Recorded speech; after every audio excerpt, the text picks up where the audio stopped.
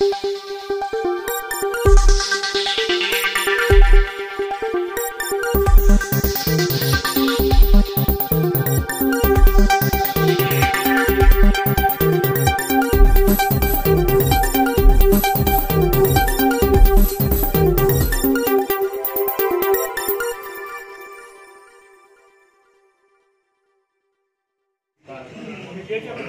పేరు రాపట్ రాజు.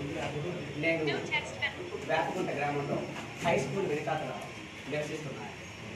అయితే అక్కడ హై స్కూల్ వెనుక భాగాన వెనుక గోడకు ఆనుకుని ఉండేటటువంటి ఒక 75 గజాల స్థలాన్ని 2004 నుంచి కూడా ఆక్రమించడానికి తీవ్ర ప్రయత్నం చేస్తూనే ఉన్నారు. అయితే అక్కడ కబ్జాదారులు ఏంటంటే ఏ ప్రభుత్వం ఉంటే ఆ ప్రభుత్వ నాయకులతో మమేకమై దాన్ని ఆక్రమించుకోవడానికి ప్రయత్నించారు. అయితే అక్కడ ఉన్న అందరం కూడా ప్రాణాలు తెగించి దాన్ని ఆక్రమణకు గురి కాకుండా మేము కాపాడాం. అయితే 2004లోనే జీవీఎంసీ వారు అక్కడ బోర్డు వేశారండి. ఆ ఫోటో కూడా ఉంది. అలాగే ఆ తర్వాత 2014లో హుదూద్ కాలంలో అప్పుడు ముఖ్యమంత్రి గారు చంద్రబాబు నాయుడు గారు మొక్కలు నాటమంటే వారి తాలూకా దీన్ని ఆదేశం తీసుకొని మొక్కలు వేస్తే అవి కూడా పీకేశారు. అప్పుడు కూడా మేము దానికి జీవీఎంసీ వారికి రిపోర్ట్ చేయడం జరిగింది. అయితే అక్కడ ఏంటంటే 2022 వరకు కూడా ఆ స్థలాన్ని కబ్జా చేయకుండా అలా ఆపగలిగాం.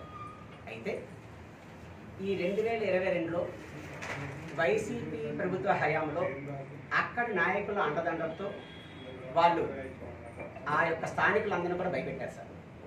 దానివల్ల వాళ్ళందరూ కూడా కొంచెం వెనకంజ వేశారు.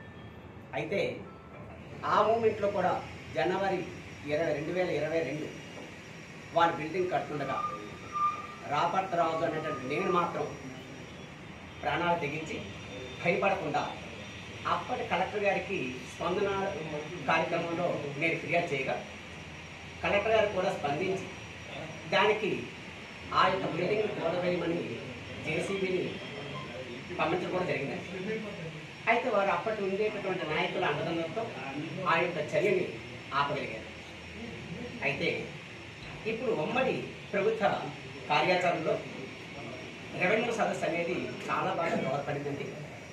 దీనికి మాత్రం స్పెషల్గా మేము ఇప్పుడు ముఖ్యమంత్రి గారు చంద్రబాబు నాయుడు గారికి, అలాగే జనసేన నేత అధినేత పవన్ కళ్యాణ్ గారికి, మన డిప్యూటీ చీఫ్ మినిస్టర్ గారికి, అలాగే daring and dashing and dynamic minister Shri Nara Lokesh గారికి మేము ప్రత్యేకంగా అభినందనలు తెలియజేస్తున్నాం.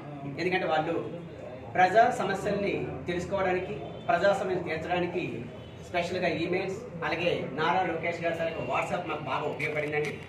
వారికి మొత్తం విషయం అంతా కూడా తెలియజేయగానే వారు ఇమీడియట్లీ స్పందించారు. అదేవిధంగా జిల్లా కలెక్టర్ గారికి కూడా జనవరి పండుగ అయిపోయిన తర్వాత జనవరి 20వ తారీఖున స్పందన కార్యక్రమంలో పెట్టగానే వారు కూడా కలెక్టర్ గారు, జాయింట్ కలెక్టర్ గారు కూడా దాన్ని ఇమీడియట్గా యాక్షన్ తీసుకోమని వారు ఫిర్యాదులు చేసిన పిమ్మట స్థానిక ఎంఆర్ఓ గారు అక్కడ ఎవరైతే ఆ భూమిని కబ్జా చేసి బిల్డింగ్ కట్టారో వారికి నోటీసులు జారీ చేసినట్టుగా నాకు సమాచారం కూడా అందజేశాడు. ఇప్పుడు కబ్జాదారులు ఏం చేస్తున్నారనేసి అంటే దాన్ని ఎలాగైనా అమ్ముకోవాలి, సుమారుగా ఒక 40 లక్షల రూపాయలకి దాన్ని అమ్మేయాలని కోరికతోటి తీవ్ర ప్రయత్నాలు చేస్తున్నారు సార్.